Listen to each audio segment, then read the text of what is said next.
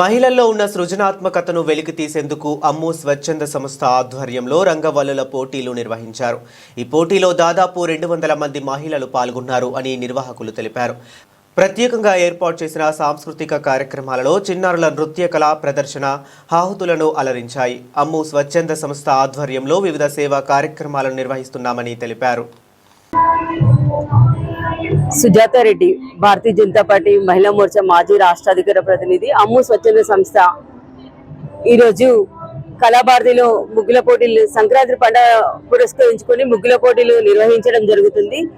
గత 20 సంవత్సరాల నుండి కూడా అమ్ము స్వచ్ఛంద సంస్థ ఆధ్వర్యంలో ఈ కార్యక్రమాలు చేయడం జరుగుతుంది. ఈ ప్రోగ్రామ్ కి చాలా మంది మహిళలు రావడం జరిగింది. అందమైన ముగ్గులు, సంక్రాంతి ఏ విధంగా ఉంటుందో ముందస్తుగా మేము ఇక్కడ మీరు చూసినట్టయితే చాలా అందంగా ముగ్గులు వేస్తున్నారు.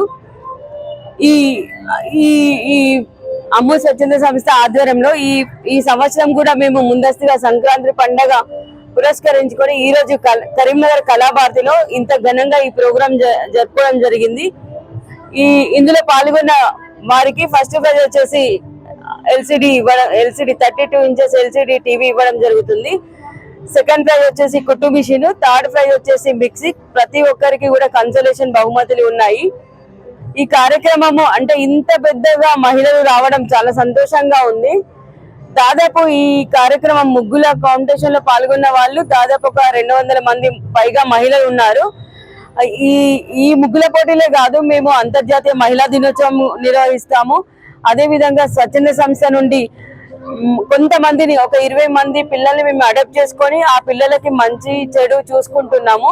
గవర్నమెంట్ స్కూల్లో చదువుకునే పిల్లల్ని మరియు అనేక స్వచ్ఛంద సంస్థలు అంటే వృద్ధులకు ఎక్కువగా అన్నదాన కార్యక్రమాలు చేయడం మా అమ్ము స్వచ్ఛంద సంస్థ ఆలోచన.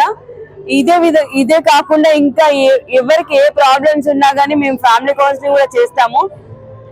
ఇంత పెద్ద ప్రోగ్రాం నాకు సహకరించిన మీడియా వాళ్ళందరికీ కూడా ప్రత్యేక కృతజ్ఞతలు.